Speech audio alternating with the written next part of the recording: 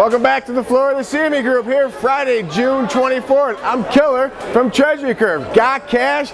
Killer can help. Let me know. Get me at the Killer on my Twitter account. We can connect and I can help you manage that overnight cash component of your portfolio. Let's look, folks. We got a lot of moving parts in this market. Yesterday was just an insane whipsaw. We saw, the SPR, this oil reserve. They came out yesterday an hour before the announcement, the IEA, which we discussed yesterday, International Energy Agency. You saw that big move in oil. But let's rewind one second, because the buzz around here is that actually that April 26th phone call. Some traders are thinking that that phone call from Washington to Saudis, if you look at a daily chart of that oil, look, maybe that information kind of trickled into the market, because we saw about a 15% move to the downside there.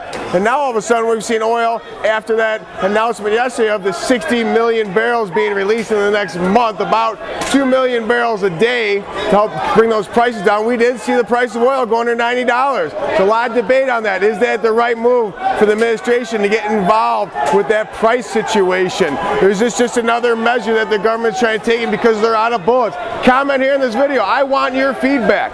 The treasuries, let's look at these treasuries market. It's bid, bid, bid. We're seeing new highs as I'm talking right now in the 10-year. I've been tweeting a lot about that old high, that 124.16. They went up and made a new high of 124.18.5, and now they're above that. I have 124.28 on the target here, but in the event we get above that, there's like a full point gap up to about 125.20 on the chart, folks. So be careful trading that 10-year. It's the first time we've seen the 10-year get underneath 2.90%.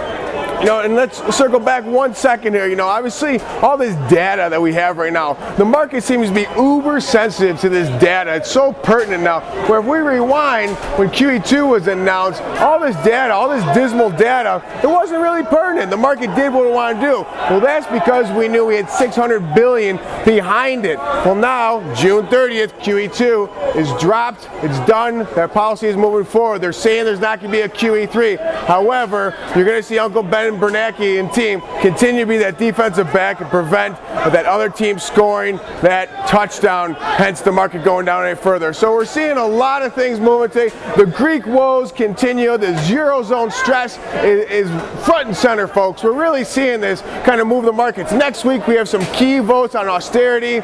Obviously the market moved yesterday when they said that the austerity program was put together, but there wasn't a vote. We saw just a spike in the S&P. They came and grabbed it. And these markets are really whipping. We saw one of the highest volume days of the year last year.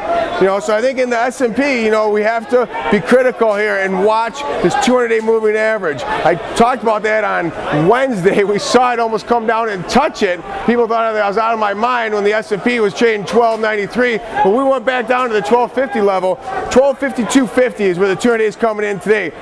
Be mindful of that. It's been a great support. It's been a very technical trade in that regard. In the event we get under that, all bets are off. And that 1225, that head and shoulder top objective we talked about maybe 3 weeks ago, it's back front and center. So with the weekly pivot at 1268.50, I think we're going to see this market continue to oscillate here. But I really think we're looking for a critical time in the market here, some critical decisions in Europe, because we're really talking about the exposure of the banks, domestically as well as the banks over there, the German banks, the French banks, the British banks.